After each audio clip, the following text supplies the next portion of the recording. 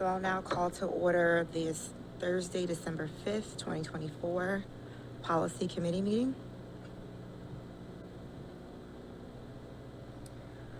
All right, so we're just going to go straight through the agenda as listed. So for the first policy, which is policy 915, booster clubs, this is a policy that was previously discussed. I know we had some questions before. Is there any additional updates or outstanding questions? Mr. Testa, did you have anything, I believe, to add from before? So I know one of the questions was, has this been reviewed with the booster clubs? Are they aware of what's coming ahead of them? And speaking with Mr. DeCina, he has reviewed this policy with those groups and organizations, as well as the spring and the winter sports and booster clubs. So it's something that he has had in practice for several years. Now this just kind of formalizes what he's been doing and helps support that, just puts a little strength behind what he has them following. Thank you. Any additional questions?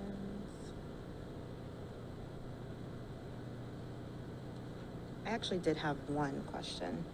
If we're looking under number 1, and so is A, B, and C in any particular order, or just things that need to occur in order for one to be successful?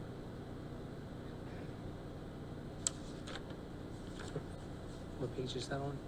That is the first page. I'm sorry, yes. Section. So I'm looking under fundraising. Am I on the wrong one?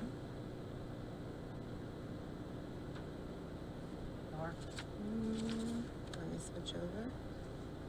Yes, that's yes. the AR, Mr. Yes, my apologies, thank you.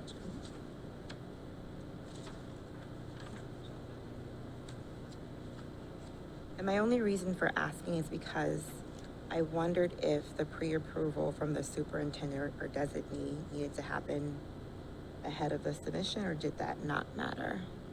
Oh, there we go. So 1, A, B, and C. So this would be in order of events. Okay, so that is the order. Okay. Okay.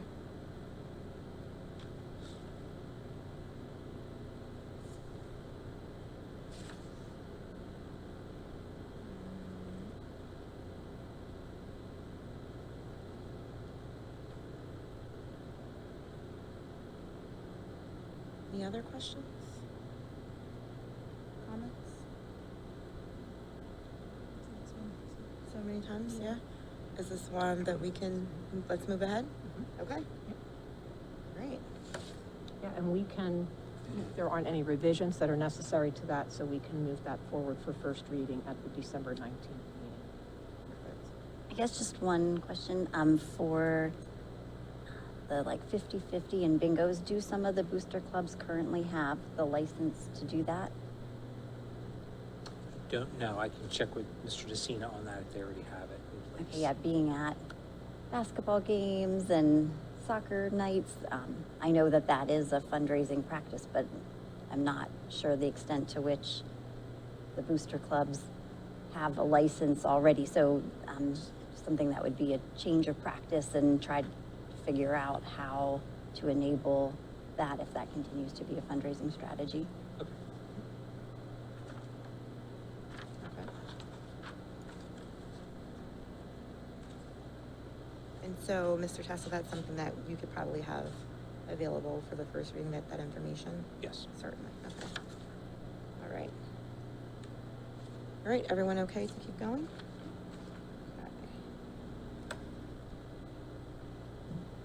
All right, so the next policy would be policy 816, social media. So this is the first time that the committee is seeing this policy. It's a new policy. And so do we have some background in terms of how this policy was drafted before we get started? Yep.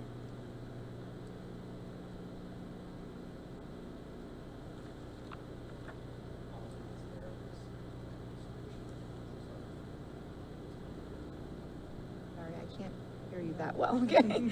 It's just me. No, nobody can hear me. Better? Better, Okay. thank you. The policy that's in front of you is started from the PSPA recommended policy, and then we looked at some neighboring districts that had some additions to it that kind of entered into some areas that we definitely use social media currently in. For example, the third-party accounts that are there is not something that's in the base PSPA policy, but it is something like HSM runs a Instagram account, and some of our other clubs and sports run their own accounts. So we wanted to make sure we encompass that within the policy. So there's some additions like that, and using some other wording from other districts just to kind of make it more comprehensive of what Haverford actually does with social media. I had a question on the, it says here specifically that non-public forum media, the district-owned media accounts are non-public forums. And I know if you enable commenting, is that a public forum, or maybe just a little bit of clarification on whether, because it does say that, it does recommend disabling the comment function, but then it does encourage the community to post, so it's a little bit conflicting in the. Yep. So I think what the wording there is that it's defining a couple different types of social media accounts, and it's again allowing for the possibility that certain social media platforms don't allow us to disable commenting. There's certain platforms where they give us the ability to make them non-public, where we disable commenting, and it's mostly as a distribution of information platform. And then there's other ones where we don't have that choice. They don't give us that luxury of turning off the commenting, and that's where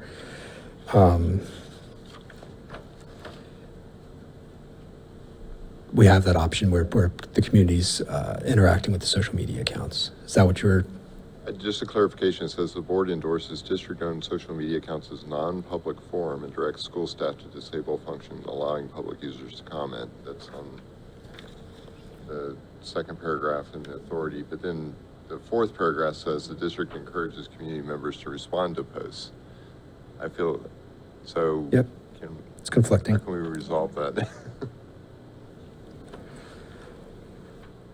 Is there a legal definition of non-public forum, Justin? Dr. Shelton, I believe there is if you go down into the definition section, that was added. So there's a limited public forum, non-public forum. Okay. There are distinctions there.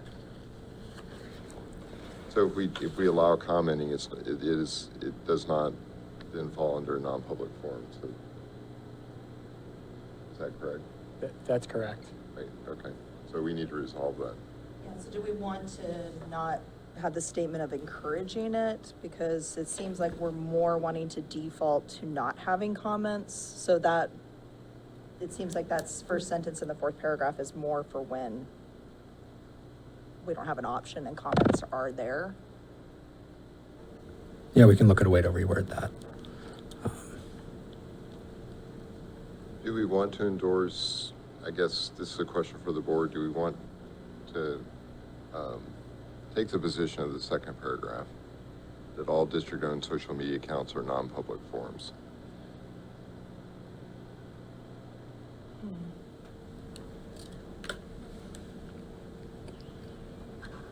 Just, just Yeah, throwing it no, out there. I want to I'm rereading the definition. Yeah. Anna, you know we won't be able to hear you. Of all people. On the definitions, because where's that? Because it's saying it's the non-public forums are the closed groups, like the private groups. Whereas we are not, we're public. We're not a private, like our Facebook page, our Twitter page, and our Instagrams are not private, they're public. So you don't have to request to follow us, you just follow us. So I think that's where we just have to maybe look at the public versus non-public, because I think we're the, So, yeah, my For the understanding of the public legal one, right? definition of a public versus non-public forum is when you allow commenting, that is the public forum. In other words, community members can engage in a discussion via commenting on the district web, on like the Facebook page. So, it's not a private group, so that's where I was. Yeah, but that's not the. Okay, all right. What we can- Dr. we Sheldon's can- saying is yeah. that the difference is whether public is only able to comment, not whether they're able to follow. Okay. Yeah, I had the definition as if it was a private group versus a public group, like a private Right. Facebook group, a private LinkedIn group versus a public Facebook group, that it was more that privacy setting, not the commenting setting. So I misunderstood that description. Because my understanding is public, for example, a commissioner could have a Facebook page or another elected official. If they allow it, they can't block users on, and I don't know if that same legal. Well, there is a section in here where it references that we can't block anybody unless they're deemed to be a threat, or a spam account, or, they can't just block them because they have a differing point of view, so to speak. Okay, so I think just for the second paragraph, we need to consider whether the board, because if we do endorse as non-public forums, then we'd have to turn off the commenting on the Facebook page and all social media, that's not the case now. Right now, you can comment. Comment, Yeah, and we only delete comments if they're vulgar or go against our community standards. Otherwise, we don't delete comments. right, And so we don't- my personal opinion is I would allow the public to comment on district. That would be my position, so we would have to change the language in the second paragraph. I think once you open up comments, that just requires district to be monitoring it. Yeah, and we do. And so it's kind of like how often, how much time do we want to designate for regular life? And I- I know social media does take up a lot of time, and I do monitor our posts and our comments. Like, the only time I'll respond to a comment, like, for instance, this week, someone asked about the strategic plan meeting, if it was on Zoom, and I said, yes, it's on Zoom, and here what it is. It's the only time I usually comment is if it's like an informational stuff. I don't usually respond. Even if they're positive comments or negative comments, I don't respond. And we only delete them if they're vulgar or spam. So it does take some time to monitor them. But I think it's useful, like if you post an event and someone has a question about it, it does allow, so. It does allow you to respond to them. So I would take the position that we want our social media to be public forums, So are you suggesting just deleting that second paragraph? yes. Unless the district, I mean, knock wood, right now, we don't usually have a lot of comments. I mean, and some are good and some are bad. I'm not saying they're all positive, but we don't usually have a lot of comments. But we do monitor the accounts. So is it, as a part of the current settings, are there settings in place that are automatically going to flag or block, whether it's vulgar language or things of that nature? Yeah. And so does that fit the description of limiting public users' comments, or is that? You're asking if it automatically would get rid of the vulgar ones, or there's a manual piece that would remove them? Well, I guess I'm trying to work with the second paragraph, and so, because it's not necessarily disabling functions allowing public users, but we are limiting them based upon whatever settings might be in place. It also, and I'm not sure what settings are there now, it also might help to balance the need for an active person constantly having to monitor if there are things like vulgar language or, violence that are coming up, that social media account would automatically block someone from commenting that way. I'm not aware of any way that it would automatically block them. Mm-hmm. It would be certainly something that Anna sees something that's vulgar and then goes in and removes that. Okay, so there is that ability to filter. I think there is a filter we could probably look at to at least flag it as, like, I've seen other people's posts where it's flagged as, something. We can look at that, make sure that those are all on. means hidden until it's reviewed. Until it's, yes, Okay, we could do that. yeah. Yeah.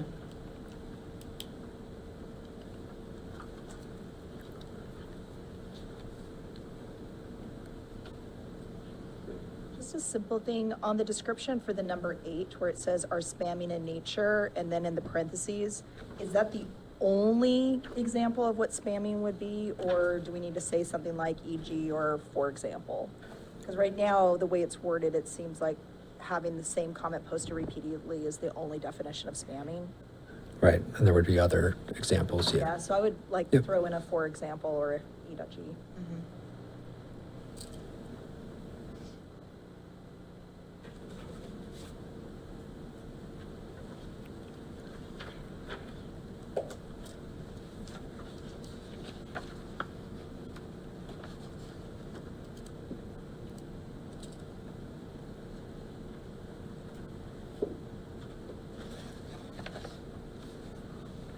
I had a question about the definition of third-party social media account. The definition here talks about volunteer, student, parent, guardian, alums, other member of the public on behalf of a club, foundation, sports team, or extracurricular group. So that's kind of a narrower definition of third party, where third party could be interpreted just generally as like everybody but the district. And wondered if there was a purpose to have another category where there might be another school district, the IU, Delaware County Community College, like a partner or affiliate, education advocacy groups, or companies with which the district operates or could do business. And then there's third parties that might be interested in following the district and tagging the district, and how do we treat them? So, yeah, just curious if this third party of social media account definition covers kind of the full range of ways in which district social media encounters a variety of outside groups.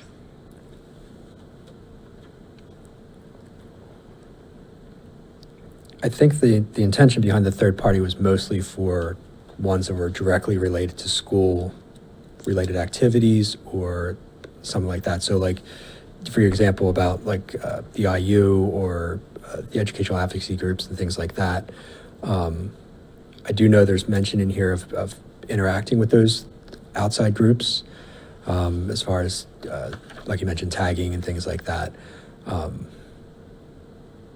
But the third party here, I think, was mostly for the purpose of creating guidelines so that when those accounts are created that there's still, going back to the AR, I think there's somewhere towards the end where it talks about that even with the student running that the staff member still kind of helps oversee it and make sure that they're running it in a manner consistent with the district's policies and things like that. So the third party that's there is more to clarify which accounts that piece is kind of referencing there.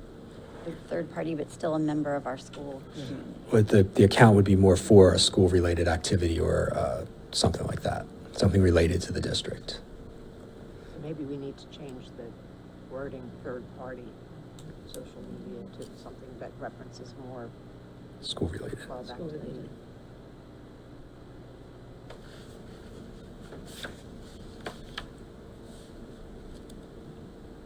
And then I had a question about the monitoring that's done. Do we have a way, if someone external to the district tags or links the district social media to posts or activities that we wouldn't want to be associated with? Is there a way to kind of monitor how we show up on other people's sites and remove ourselves from that? Right now, we are able to be tagged, and if we've been tagged in an inappropriate way, I've untagged them, but I think with this policy, we're not gonna allow tagging anymore. So we're gonna stop, are we stopping tagging? We're gonna still do tagging, we're just not gonna tag students. Correct. Okay, we're gonna allow tag, yeah, so if we do show up, we can untag ourselves. I'm sorry, we're just not gonna tag students, we're just gonna tag organizations. So yeah, if the Delaware County IU is featuring us for some reason, and they say at Haverford SD, they'll be able to tag us. But we do monitor to see if we've been tagged in inappropriate accounts. It kind of goes along with that same monitoring where I check for the comments. Does that only fall under you? Like, are you have to do all that? I mean, I do for the district account. We only have right now a district account, and we don't have one at the school, so I do the one for the district, and then Greg monitors the one for the athletics. So in the settings, is it currently set to notify you when tagged? When the person that owns the account gets a message saying that Okay. they've been tagged. Okay. Yeah. And so maybe that would be, there's 5 areas of district staff monitoring. Maybe that's the 6th one, monitoring how we show up or are tagged in on other users' accounts.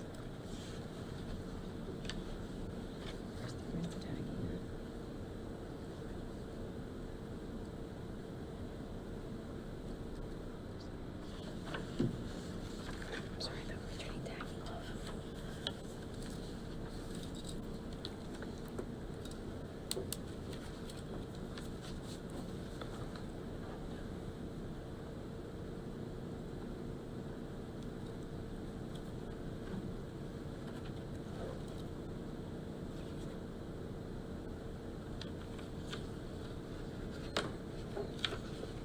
And I have one other comment. This is in the AR, under the, again, the third-party social media accounts.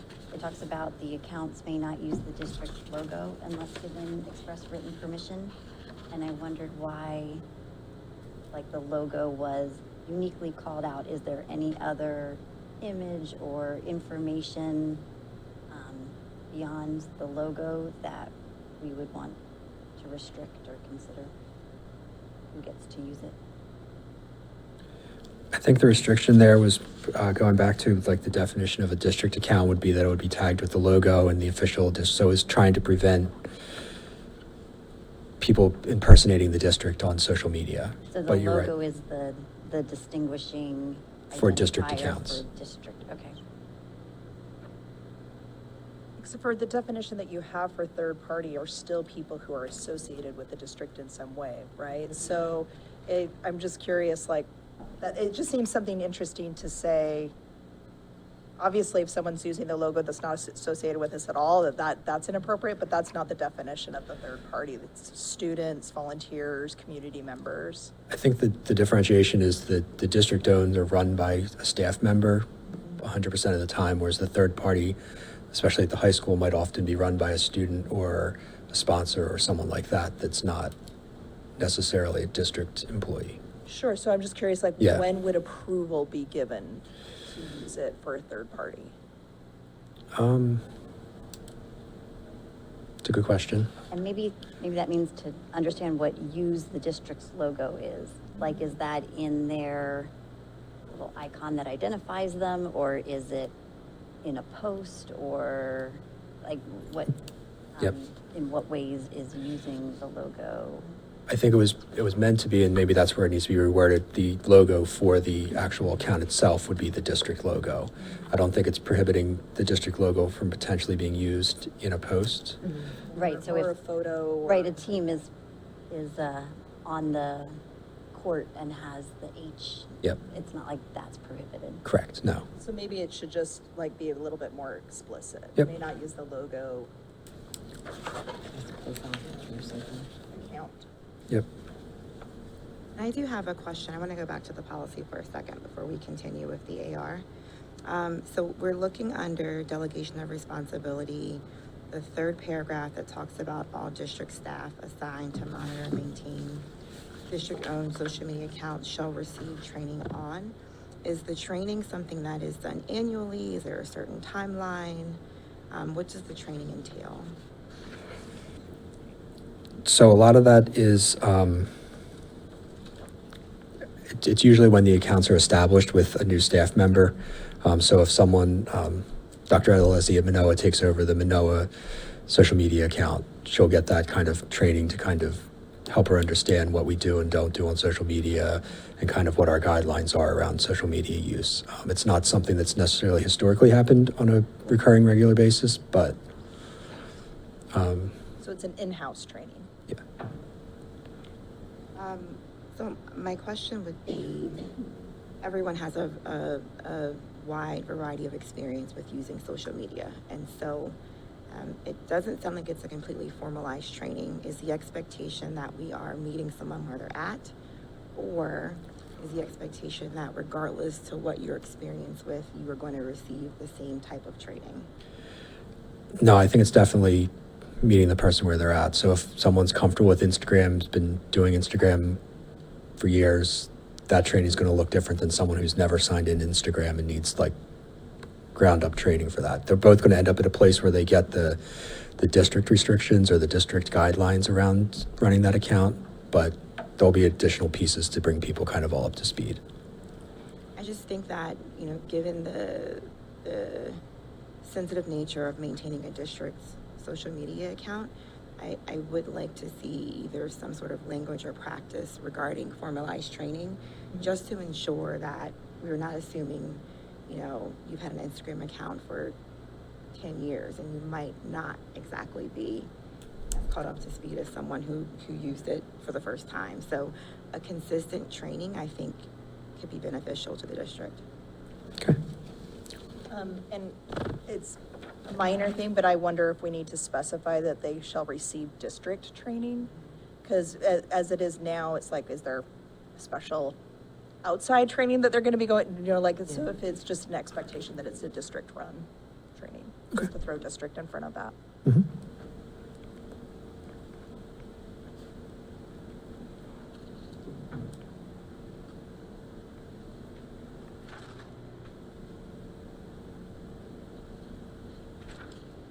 Are we on the AR yet, or?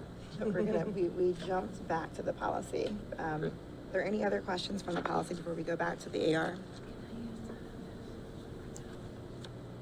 All right, so now we can go back to the AR. It's all you, Dr. Shelton. Okay, let me see. So under personal social media accounts, the third paragraph, it says school employees should only communicate with students through district-provided communication devices or platforms and shall not follow, accept, or make requests to connect or be friends with current students or post videos or pictures of students. Well, how do we define a school employee? Because, I mean, we have our AV assistants over here. Do we need a little bit more clarification? Would that include part-time and student? It probably shouldn't. Well, let me rephrase that. It probably shouldn't include the students. I appreciate that would be Would include any part-time. it would include part-time employees. We probably I need think to. we might need to carve out. Yep, Some exceptions for students being able to still Yeah. have Maybe, friends. For sure. maybe it could be On noted that Instagram. way, Yeah. an exception for being a student. Student employees exempt from Mhm. that, yeah. And in that line for employees who have children who are students, we're not prohibiting them from using social media and posting pictures of their family just because they are an employee, correct?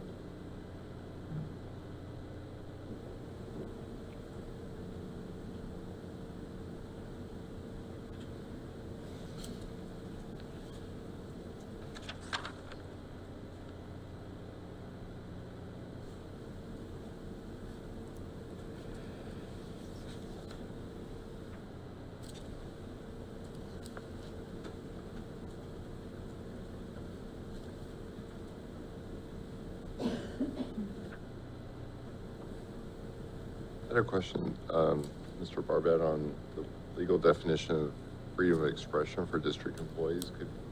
Is there a clarification? And I know we have, the paragraph after that, you know, sets out some expectations on personal, and is there like maybe it's this a summary that you could provide of where, you know, like where does freedom of expression, what's that defined? Sure. I mean, it's, I'll give you the lawyerly answer, right? It's going to be kind of, and it depends situation. Certainly, if employees are, you know, their First Amendment rights are protected, both in the workplace and outside of it. But it's always going to be kind of case-by-case specific. I think generally, this excerpt from PSBA does a pretty good job of identifying that and drawing those distinctions. But it, you know, there's going to be, again, there's different standards and different issues depending on what the nature of the speech is, the context that it's rendered in. And then, of course, the whole reason that this policy is being brought forth in the first place, social media has really changed the landscape on what that looks like, when something's released from a Facebook or a Twitter or something like that. So Right. I don't know that I actually answered your question, Dr. Shelton, but I guess the thing that bothers me a little bit about it is it's fairly vague. If the district establishes the employee's expression infringed on the interests of the district in promoting the efficient and effective functioning and educational purpose, I just wonder if there's more sort of a solid, guidelines or, not really. okay. Right, because it's ultimately going to kind of go back to the Pickering test and probably the more recent case that came out of a district in Bucks County, the Monroe case, and that's always going to kind of be fact-based and, like I said, kind of circumstance to circumstance based. So I understand the concern with it kind of feeling gray and vague, but it really is case by case, contingent on what occurs in a specific instance.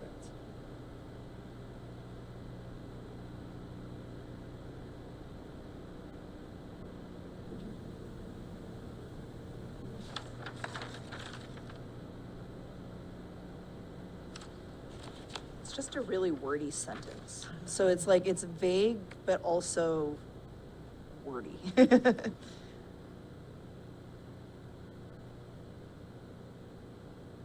think you have to read it like 5 times to totally understand what it's saying. And so I'm just wondering if there's a way for us to be able to be more clear, where it may not give too much more specific content, but could be at least more clear and direct. I'm happy to take another look at it for that purpose.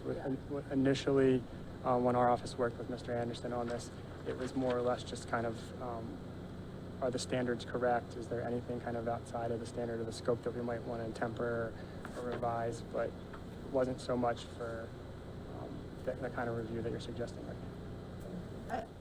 I think it might help if it wasn't such a long sentence. Maybe if there's a way to chop it into 2 or have some clarity for it.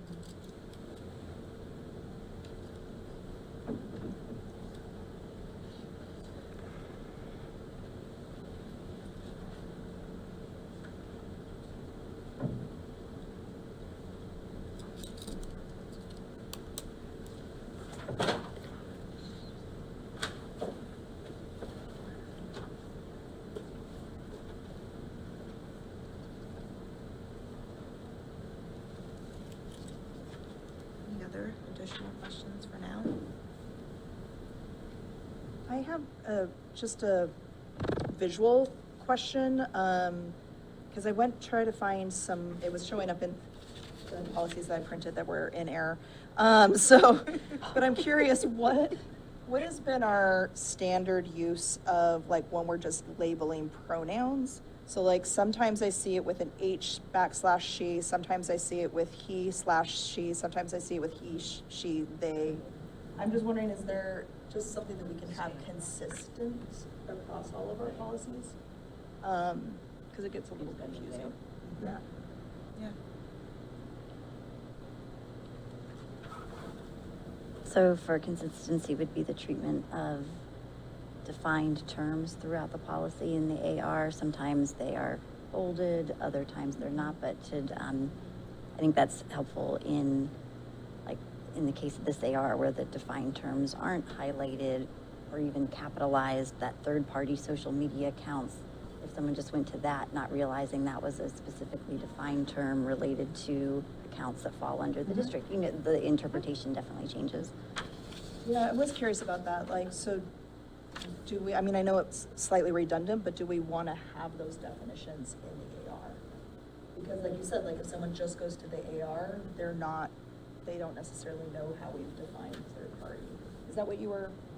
That, or having some way to designate this as a defined term. Sometimes it's all capitalized or bolded, and so, just consistency across the policies for how we refer to those definitions, or to include them again could be helpful.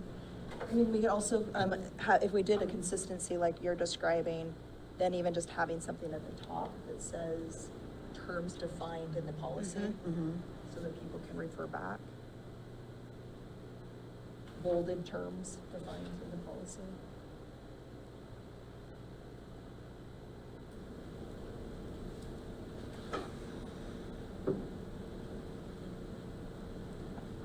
Just to clarify, I don't want to make sure we're not losing both consistency amongst pronouns usage as well as the definitions. That we're doing both of those things. Okay.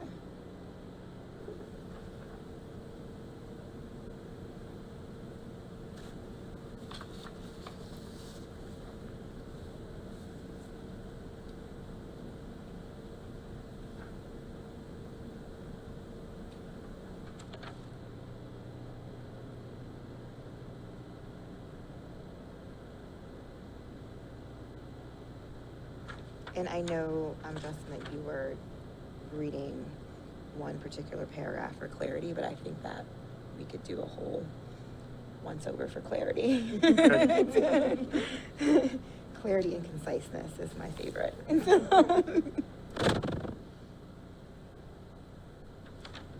right. Additional questions that we should have? You have? Great. All right, so we'll get that cleaned up. It'll come back. I'm sure we'll talk about it some more. Yeah.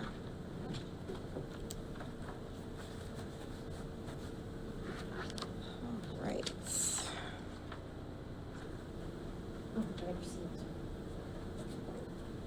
Okay, so next up on the agenda is policy 103. This is the equal opportunity and non-discrimination in schools and classroom practices. And so this policy, are we going to talk about them together or separately, 103, 104?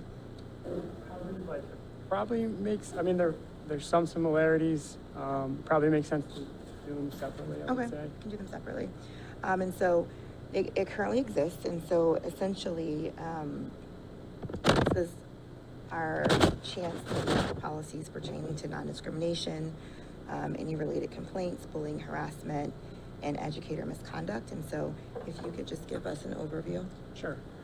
So going back a couple committee meetings, there was discussion and essentially a directive from the committee to start reviewing policy manual-wide discrimination, harassment policies to try to create greater uniformity amongst them. I think in particular, just organization, cross-referencing other related policies. And so this is the initial, I guess the initial step or the initial set of policies that are coming forward for review. There's a number as well on the information items. They were somewhat redundant in the context of the employees. So while, and they were going to be, they're more merged in with 104 than 103, but 103 is the student non-discrimination and harassment policy that also expands and branches out to Title IX. And then 104 relates to employees. So would you just like an overview of some of the revisions that were made to 103? Can I just clarify again? So when I'm thinking about harassment that could potentially occur in a school, we have student to student, we have a student to employee, we have employee to towards student, and we have employee to employee. So the first 103 is student to student. Is it student to employee? Is it also considering employees towards students? Yeah, I think you can think of it more in the context of who the complainant is. So Okay. 103 is where the student is the complainant. Okay, so 103, anybody that the student interacts Correct. with, it's just the student is the person who's complaining. Student is the one the who's- complaint. And then 104 is an employee, Employee is the one who's. is the complaint. Okay.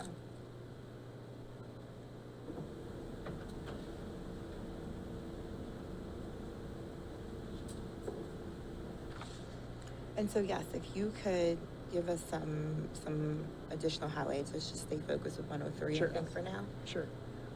So there was some very brief additions. There was an addition of the definition for sexual harassment that was extracted directly from the district's current Title IX grievance process. So that's toward the top. There's just a few additions that were from a PSBA model policy back, I want to say from 2021 or 2022. And really what the focus of that is just the district's commitment to circulating this policy itself. And we also added a link to the Title IX grievance process. One of the issues with the policy in particular is that it kind of meshes different forms of harassment or routes of harassment, if you will. Because the district has a separate Title IX grievance process webpage already, we put the link directly on there as per the board's directive when we talked about this a couple months ago. So if that is something that someone was looking into or wanted to explore, they can just click on the link and it'll take them to that page. And then the other thing that we did was we made the cross-reference to a variety of student-based harassment, discrimination, even general kind of peer conflict complaint policies. You'll see that toward I guess, right above the delegation of responsibility.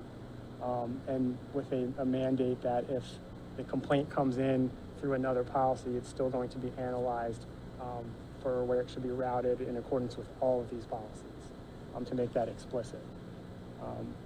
And I think that's essentially it. Oh, we did add just a bullet at the end for disciplinary consequences, just to make it clear that any violation of the policy could result in potential discipline. So I guess I'm confused a little bit on the definition. So we have a definition on sexual harassment, but we don't have a definition on harassment itself. Right, and if you want to add that, we can, but you do have a separate harassment policy right now. So I guess that's like the purpose is for me is like, is there just one place that students and those who might need to do a complaint to go? If this is specifically for sexual harassment and sexual harassment only, then that's what the title needs to be. Yeah, so there was I'm trying to think of what year it is. I think it was like 2017 or 2018. When a former version of this came out, the specific harassment policy was essentially collapsed or subsumed into what is now 103. You have maintained, I think it's I want to say it's 248, but don't hold me to Yep, it. that's Your harassment. harassment policy. So since we always start with kind of where you're starting at. So that's why we've cross-referenced to 248. We could, in the alternative, bring 248 into this one and then potentially collapse 248 if you wanted to do that as well. That's another option. Well, I guess what's the point of having two different ones? What's the benefit of that? I mean, PSBA has taken the position that it should all be part of one, which is fine to do, but what we have been finding with other districts that we work with is it does become somewhat confusing as to where it's supposed to be routed through the policy, because there's a lot of language that kind of just gets meshed together. Sure, but like in 248, there's a whole section on sexual harassment. Right. Right. So it's like, okay, if we're going to have them as separate, then one needs to be about sexual harassment and one needs to be about harassment. Yeah, there's obviously a lot of overlapping language, but I'm just thinking how to make this policy the most effective for someone who needs to make a complaint, how they would navigate It that. would probably be to bring 248 into this one, have a uniform set of definitions, and then collapse it so they're only going to one place. That's what I'm thinking, Yeah, yeah. it looks, I didn't read 248 ahead of time, but I'm just scanning it now. I think that would make sense to combine into one harassment. There's also a significant amount of definitions in 248 that could be extremely useful. Yeah, And I would hate for anyone in the community or anyone wanting to use this policy and miss either or, because they get to the first one and think this is all that we have. this is all we have. Yeah. Because to be honest with you, the title for 103, I wouldn't look further for something specific as harassment. Yeah. So I definitely think we should collapse those two. I don't think it would be very hard either. It feels like, just quickly, because I didn't, again, review it before tonight, but looking at what we have for harassment, it feels like mostly what that is just different definitions. I would think the guidelines are gonna be relatively similar. I mean, it's shorter.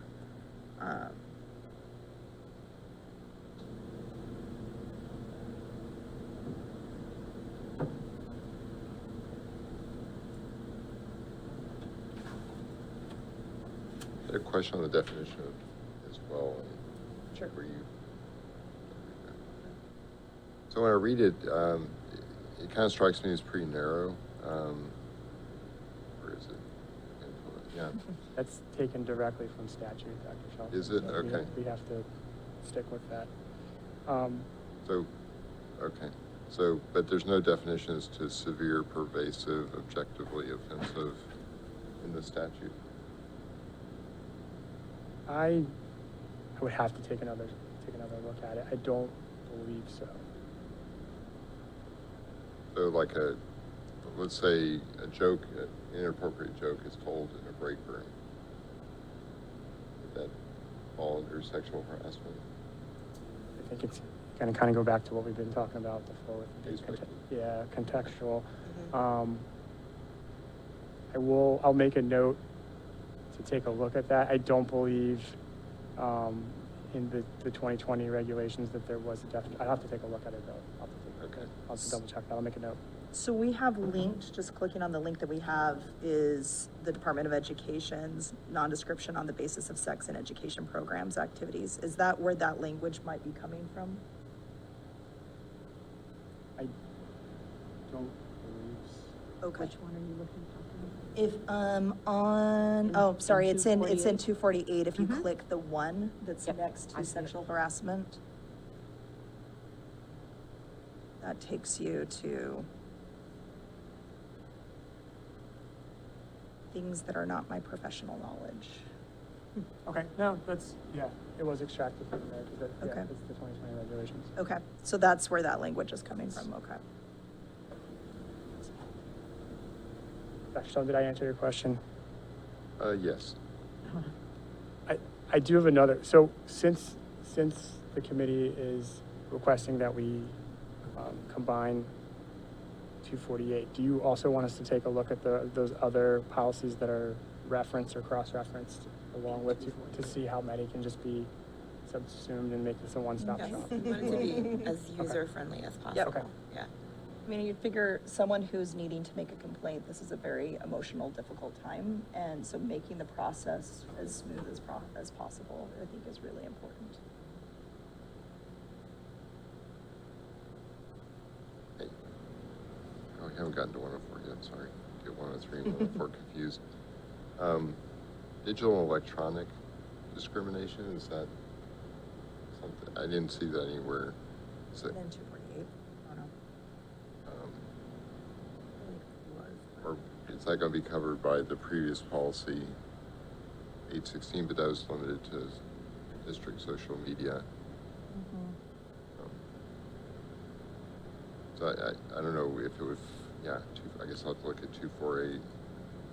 248 doesn't have, I don't see anything on digital, I didn't see anything there. unless it's in the AR, but no, I don't think so. Is there any recommendation on? Oh, so 249 is, well, Well, yeah, this is also. cyber, Oh, so it's cyberbullying. cyberbullying for an Okay. AR, so there must be,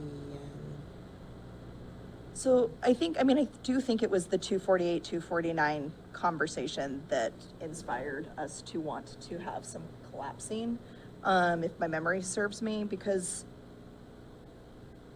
we utilize, the words harassment, bullying as if they're the same, but I know there might be legal definitions that are different, but I think just general use is pretty similar, and so I'm just wondering, do we want to continue to have separate policies around it, or if it makes sense again to have all of this collapsed into, it makes for a long policy, I get that.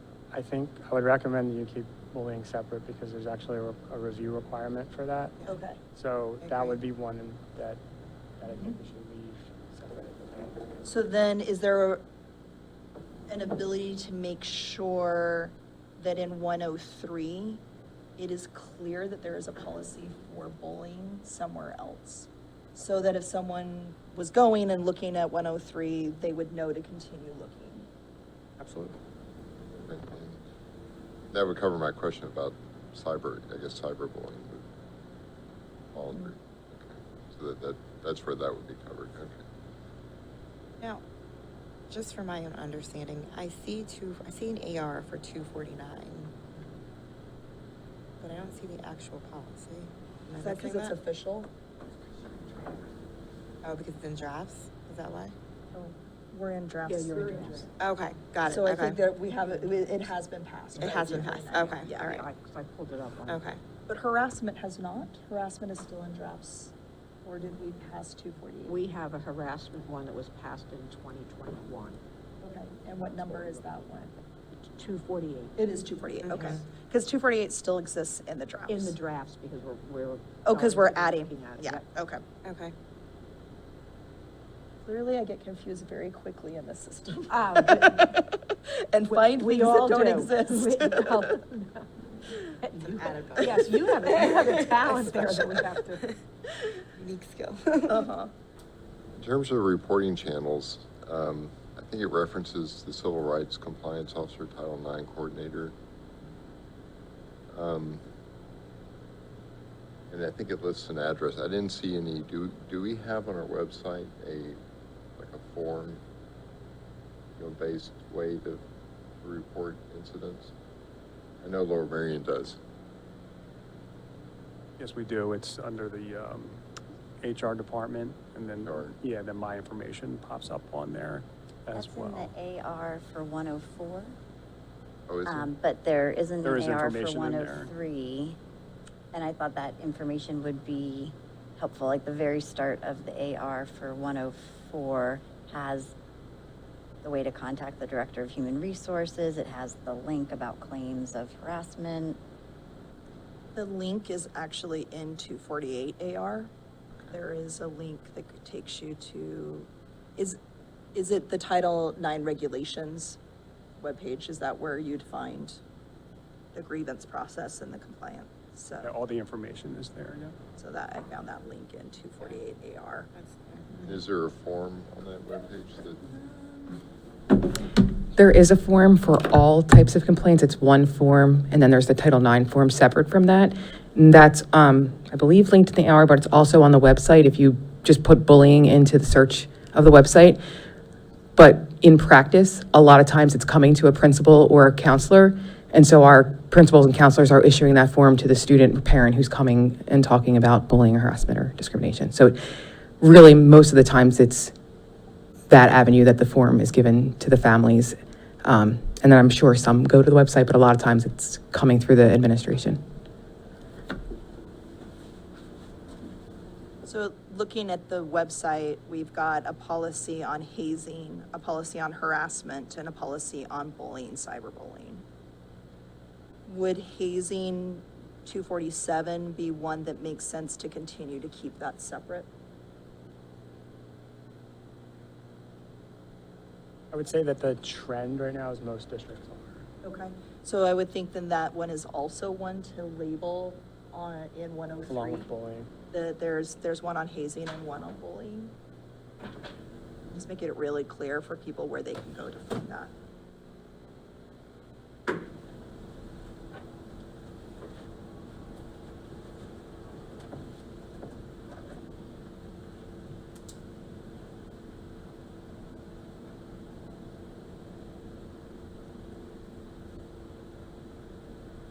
It's just a minor point, but in both policies, there's reference to Boy Scouts, and that's not going to be their name. It has been their name actually for a while. So they're going to be Scouting America in 2025. They do accept both gender, or they're gender neutral, I should say. I was curious why that's there. Is there a precedent for that? Is it required by law? It's a carryover from a prior version. And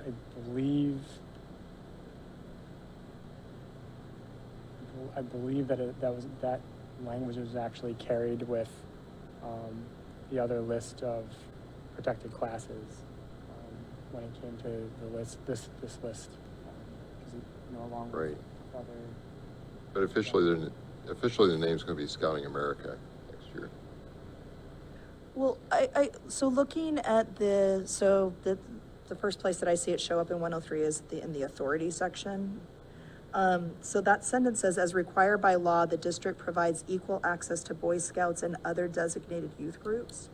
Is there a reason that we can't just say, as required by law, the district provides equal access to designated youth groups?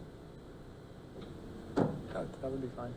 I mean, it seems odd to name one particular designated youth group, and then all other.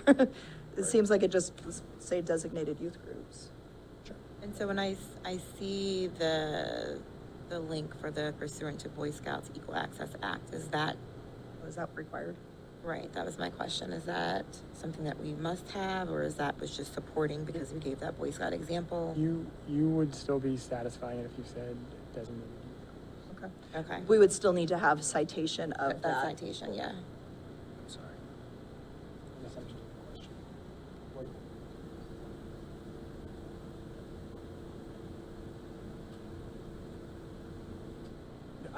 I'll have to take a look at that, actually. Okay. I'll have to take a look at that. It's a very specific act. It is. So. I didn't know if It that is. was like, Yeah. Is that federal? Yes. enforced by the Office of Civil Rights, so. Yeah.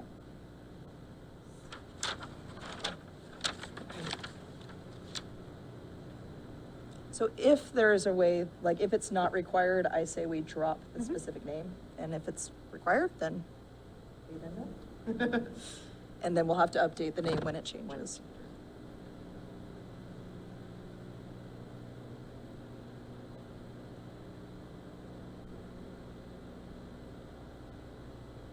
So, given that we are planning to combine 103 and 248, I know that we're going through this now, but I also wonder if it might be best for it to come back to us combined before we continue to make suggestions.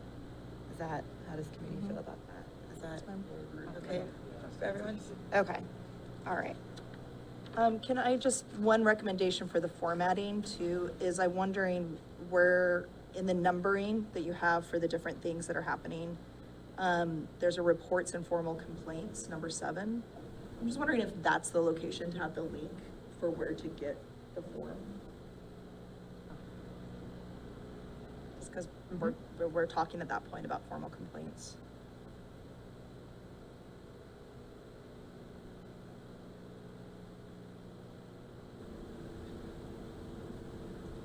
And for formatting and consistency, I don't know how much of this is going to stay, but in other policies, we capitalized district when we refer to our district. Here it's lowercase. And the last line of this, disciplinary consequences, and again, we're talking about students, it talks about up to and including dismissal, which seems more like a professional, like for the employee group.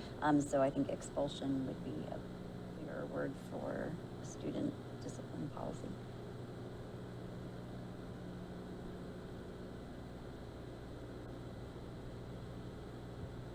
Yeah, because that's the same language in 104. Yeah, good.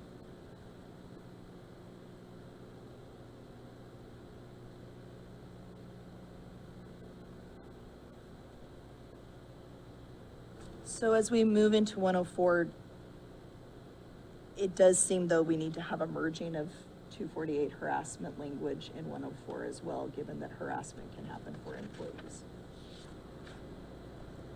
So you actually have a 348. Of course we do. So maybe we can combine them. Very similar. It's not in the draft, so. Does it have a kind of, is it the similar, I'm having a hard time pulling it up, so let's see. 348. Oh, it's because there's 2 different 300s. There's a 300 administrative employees and a 300 employees. That 348 is like all crossed out. Maybe if I go If back to you're the in the draft. drafts. Yeah, I have to go back to the If you drafts. see things that are crossed No, out. in the is it- it's not in the drafts. In the drafts, I can't find it. So right now in your active manual, you have a 348, 448, and a 548. Because Oh, I have to go up here. This is why. Yeah. Way too many There's, buttons. yeah, there's a couple extra steps. All right, there we go. That makes more sense. Yeah, this looks very similar to the 248, at least in structure. I think it was updated at the same time, just to review those all together. I've read, yeah.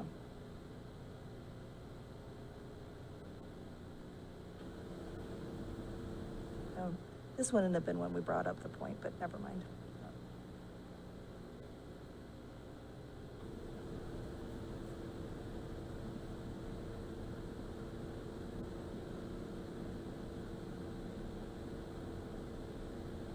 The AR was revised in 2024.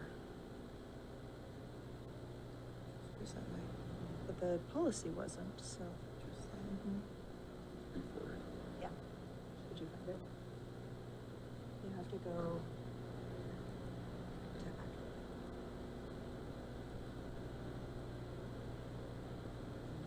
What would we have?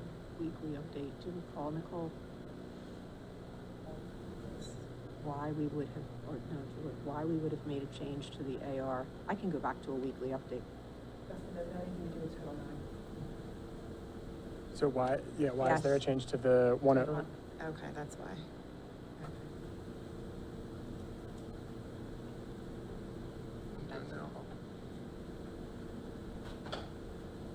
Yeah. You're in too many different spots. It's really clunky to move around the text. What a user-friendly system.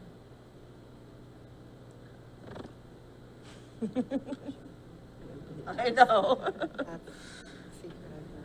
I have the agenda open in another one too. And it's also worth noting for 104, that, so, I mean, it's 346, 446, 546, it's technically three policies, but it's the same language that's just distributed amongst three different personnel classes. And then 347, 447, 547, were both integrated into 104.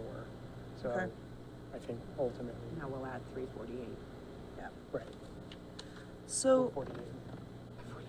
is there a reason we have a 104 AR but not a 103 AR? You have a We have a one of, you have a Oh. 103 AR. Okay. For tonight, I believe it was, I believe it was the 347, 447, 547, also comes with like a resolution of a complaint process with different steps. So that was integrated into 104. that in September. Okay. 103 actually has a non-Title IX investigatory process that's already laid out in the AR, so we did not recommend that that be brought forward Got it. tonight. Because we were integrating these other policies and it was changing, that's why that is here for 104, I'm sorry.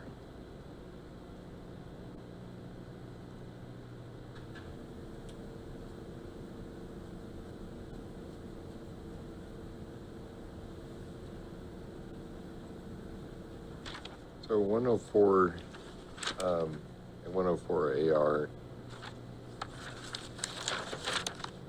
is there any mandatory requirement for employees to report any violations under this policy? I didn't see any text in the, I don't know if I understand the question, actually. so if an employee observes, let's say, a racial discrimination incident between two students, are they required to report that? Do we have any mandatory reporting requirement? Yeah, now you're saying, is there a legal requirement that certain? Or a board policy that we have for district employees to report incidents? So I guess I think, again, when we're talking about, I think the answer is yes, that if an employee observes an interaction, that it's gonna be reported. as far as a legal requirement, I think that then that gets into that same answer I've been giving, is it depends on what the level of what is being observed is. You know, it could potentially rise to the level of a crime, could it potentially be something of that nature. And then, you know, along with that, any kind of like child line reporting incidents, depending on what they're observing. There's no language in this particular policy for that. So is there another, do we have that spelled out somewhere else? Well, I would say that if they're observing students, that would be about 103. If they're observing something happening between employees, that would be 104, right? Just 103. So 103 is if what's happening is happening to students. Even though you're an employee complainant, but you're complaining, like you're submitting about something that happened between students. So I'm so going to your question, does there need to be language in the policy that all employees know that if they observe something like this happening amongst students, that they must report it? Is that what your question is? That's my question. If you're asking, do you want language in the policy to reflect that? I mean, certainly you can put language in the policy to reflect that. Does language have to be there in order for that to happen? You know, I think if our principals were here, our principals would tell you that teachers bring that to them. Sure. That it is things that. Does it need to be officially, I mean, obviously, if it's something that's part of our practice now, would it make sense then to have that reflected in the policy? So in 104 under guidelines, the third section says the board encourages employees who have been subject to discrimination or made aware of discrimination prohibited by this policy to report such discrimination to designated employees. And under 103 under guidelines, the third section says the board encourages students and third parties who believe they or others have been subject to Title IX sexual harassment or other discrimination or retaliation to promptly report such alleged incidents to the compliance officer. Are those capturing the kind of direction to report? Where is what's that in observed? 103? Sorry, I'm having a hard time finding. 103 under guidelines, this third paragraph is Okay. like, it's a big one, but the first line talks about encouraging the reporting. So do we just need to say encourages students, employees, and third parties? Because I know the 104 is about employees, but do we need to say that employees are encouraged to also? Encourage is also different Or than expects. required. Yeah, we expect employees. It may be covered in the training. I know training is mentioned. Is it Number 2. Is it 104? There's 103, under delegation of responsibility, there is, number 2 is training. Okay. Provide training for students and staff. Okay. That might be actually a really easy way, because above in those guidelines, it's hard to word it right. So right there in training might be a good place to say employees are To trained report, to. prevent, identify, and report Mhm. problems of discrimination. Yep. Like that.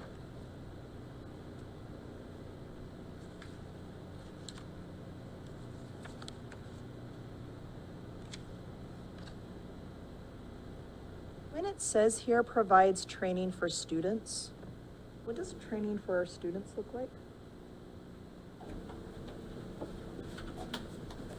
That's done through our SEL curriculum with our guidance counselors.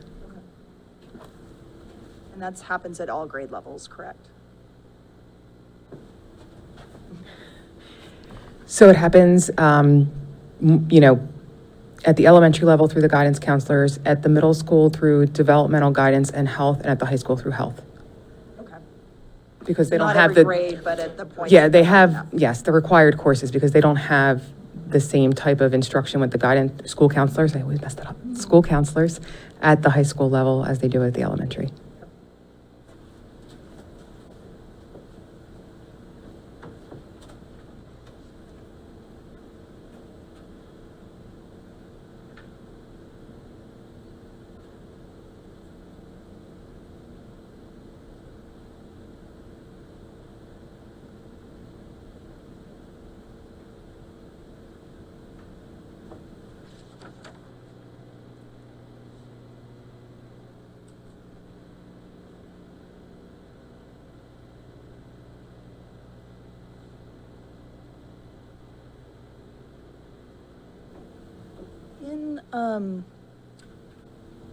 Back in 104 in the guidelines, and I think something similar language-wise is in 103, where it says, that paragraph that the board encourages employees.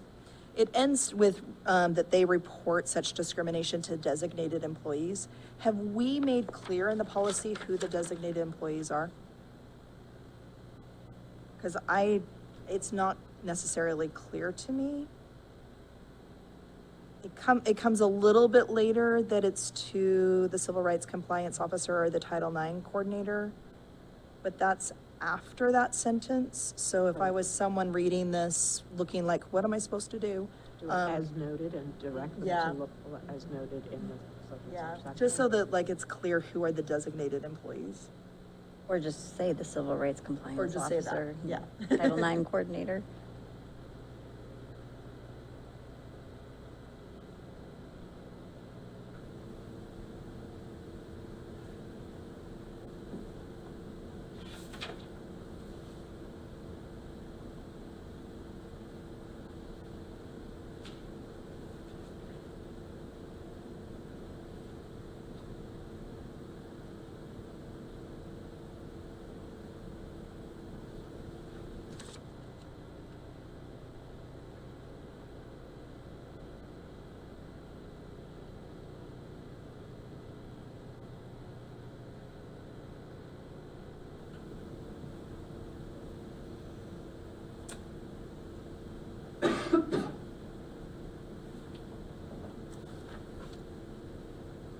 I'm sorry if you already answered this. Where does the language for the AR come from? The steps on reporting investigation? Is that PSBA language? That is largely modeled after PSBA language. I believe it was extracted from the 347, 447, 547 Okay. that you currently have in place.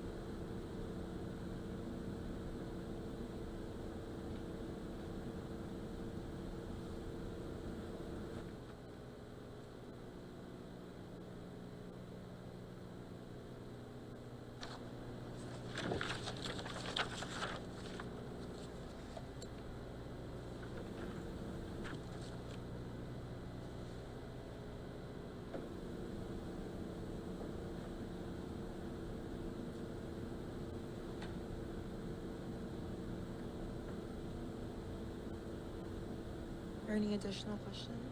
So is this, I guess the question on next steps for this as well, is this gonna also come back to us after some combination? Yeah. Okay. I think it has to, right, at this point. Yeah, okay. We did a lot of work there.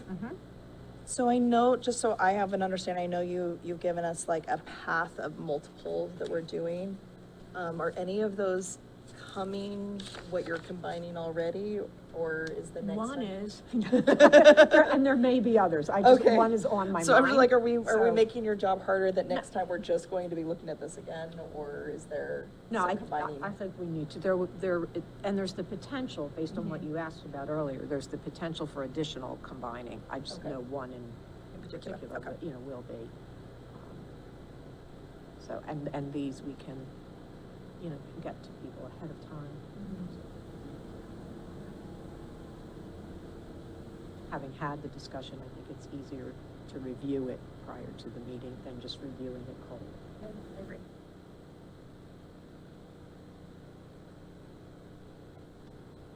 Great.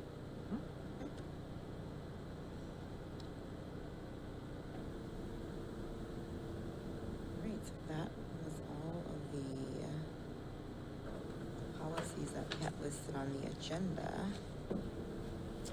Are there any information items? The only information item that was on there was just a notification of the policies that are being absorbed into policy 104. Now, that list will change moving forward, but that, we just wanted to make sure that you were aware of that tonight. All right, and next on the agenda is public comment.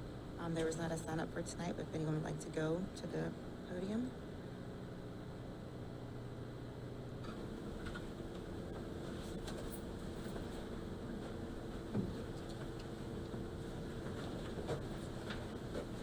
Good evening.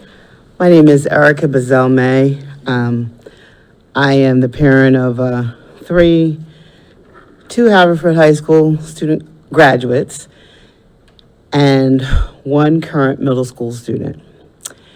And Beth Kloss, who is a neighbor of mine, invited me to come to this meeting tonight. She told me about it, and she also reminded me, which was great. And she didn't just remind me, she reminded some other parents as well.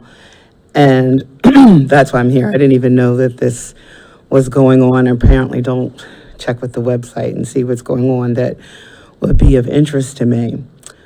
I'm here, first of all, I want to acknowledge that I see the poster regarding Haverford's scores on the PSSAs over the last 3 years, and I acknowledge that the school district is making strides, positive strides in that direction, which I look at all the districts and urban, suburban, Delaware County schools that are not as well-positioned as Haverford, and Haverford is doing a good job, and I want to acknowledge the hard work that you're doing, because I think people should always say that, we're on the same side.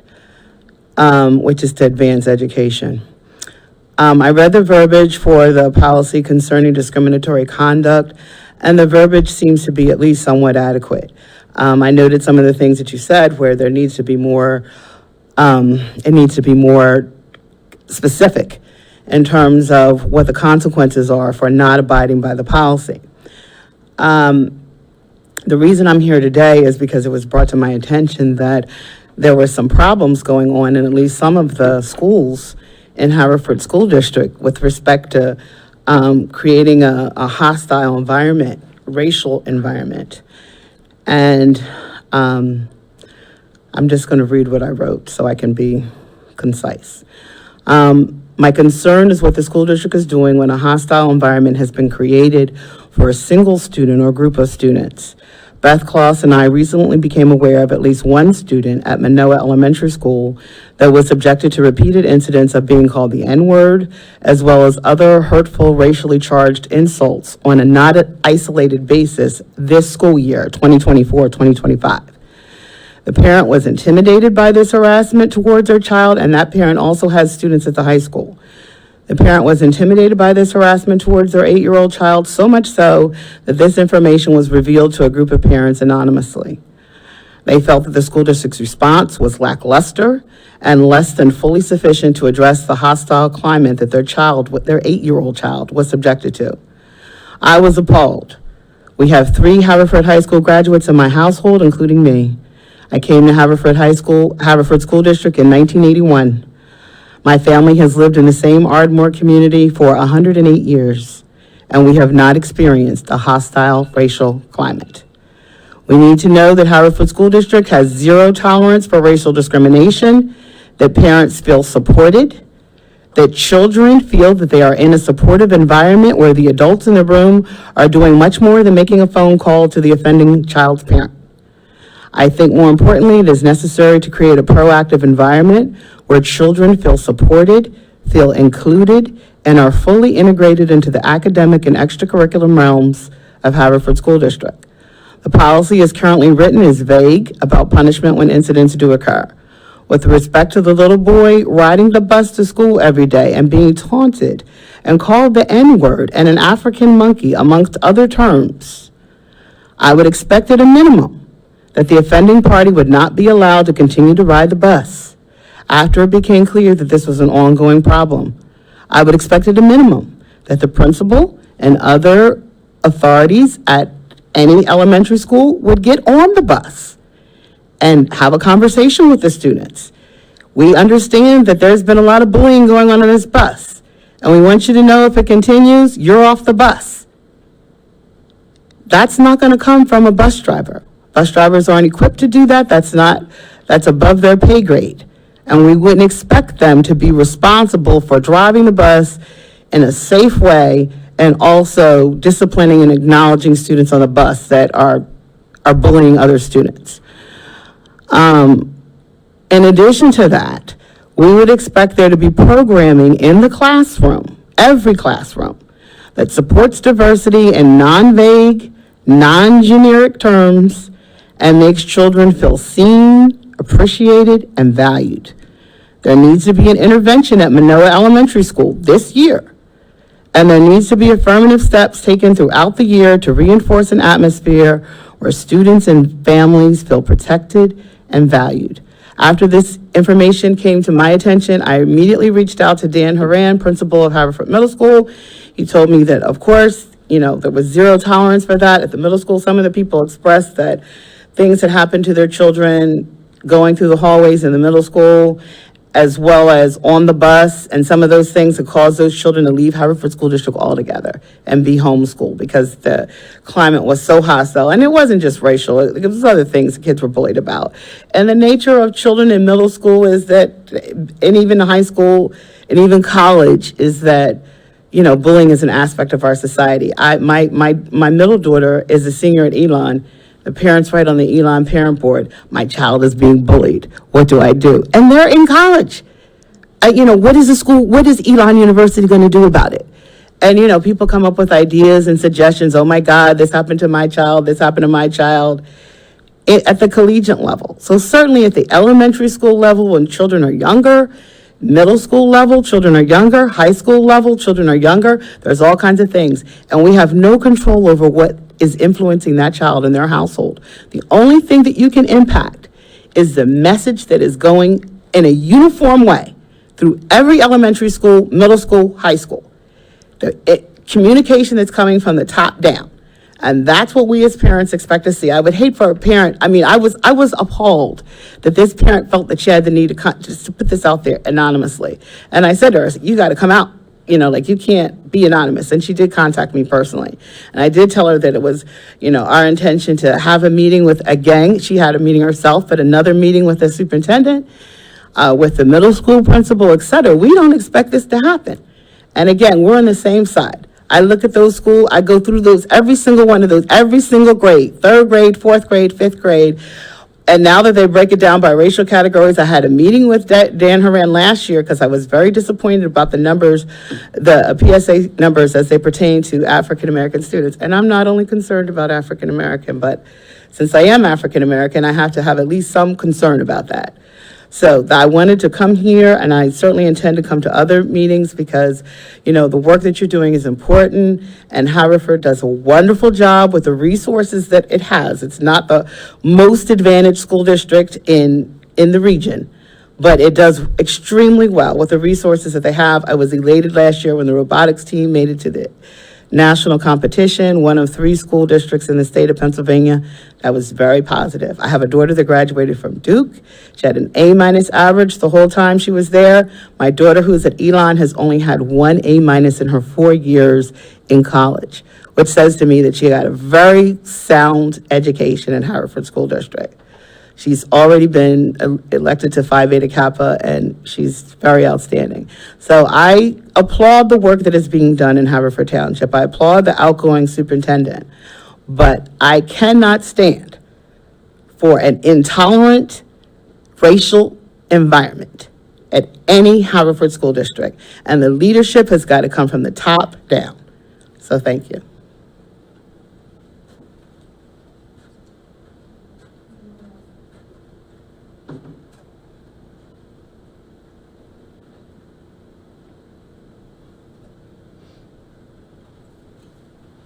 Hi, my name is Lindsay McMonagle. I'm not a very confident public speaker. I'm just gonna get that out there. I'm also here because I'm here for several reasons. First of all, I want to say that I've lived in Haverford Township, in Havertown my whole life. We were very intentional. We moved here to raise our family here. Most of my friends, my family are within this community, and I love it. I think there's a sense of community in Havertown that you don't find in many places anymore, and I really love it. And I am here because I've heard of racial slurs used on district buses. I have a kindergartner and a high schooler, so I have like the wide range of experiences children can have in school. And I will say that I have seen the district. I think the social and emotional learning that my kindergartner has now this year is much more comprehensive than my high schooler had in kindergarten. And I appreciate that a great deal. I want to say specifically that to the question of are employees of the district mandated to report if a parent comes to them with a complaint or if they witness students having an incident of like harassment or bullying. Like, I have not found that that is the case. I don't know who they would report it to. I have myself brought issues of slurs directed at my own child to the attention of teachers and administrators, and the responses have varied widely, like from elementary to middle school to high school. It has been different ball games at every level, with every teacher, with every administrator. It seems there's really no consistency. I didn't know there was a forum on the district website. I know that now. That's good. And I just think I'm starting to wonder, like, what are these policies for? Are they to cover the district's, legal obligations that you need a policy like this, or are they to reduce the instances of harassment and bullying in schools? Because I don't necessarily see how this policy is translating into like fewer instances of like racial, ethnic, LGBTQ. Like, I don't see how they're translating into lower instances of that happening in the schools. I've looked at the social emotional learning curriculum for the elementary school on the website, and it appears to be, comprehensive. It looks good, I'm like glad that my child is having that starting at a very early age. But I know that like this is a real problem in district schools. Like, racial slurs are prevalent. Like, that's happening. And to me, like, at a bare minimum, a child who uses a racial slur towards another child should not be allowed to ride a district bus anymore. I don't know. I know that personally, when I have reported things to administrators, sometimes it does result in a situation where it's like, okay, but maybe your child is lying. And that also is incredibly frustrating. And I don't want to get into like rambling territory, but I do think that some sort of comprehensive way to have these things reported would be helpful. Because right now it sort of seems like if it happens to your child, you report it to a teacher or principal and just hope that it's taken seriously, or, something other than a phone call home happens, because I don't really see that that's being effective. So thank you. I don't know how you're supposed to end a comment, but thank you all very much.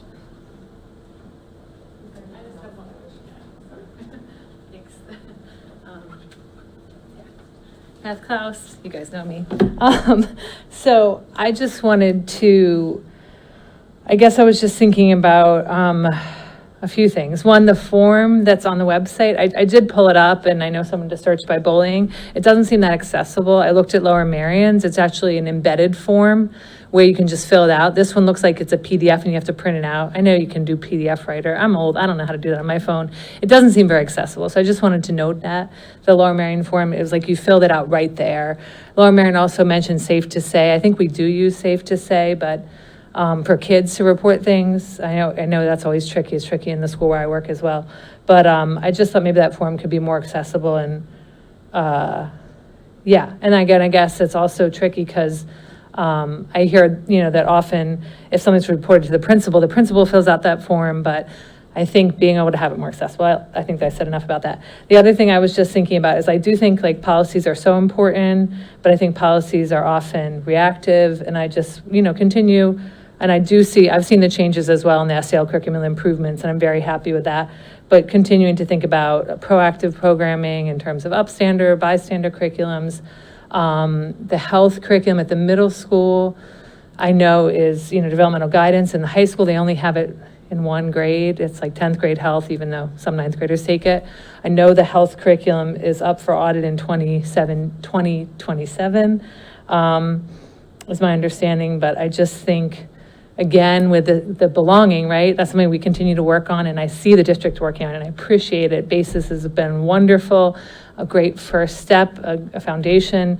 I just hope that we can continue to build on that, to really think about how we create a culture in the school, a culture of belonging and inclusion, a culture that, doesn't allow for these comments to be made. Obviously, they're going to happen sometimes, unfortunately, but I really wish they never did. And I wish there was something, I know it's a tall order, but I really wish there was more that we could do in terms of creating a culture. And also where kids feel safe to stand up and maybe bystander and upstander training. And that's it. Thank you.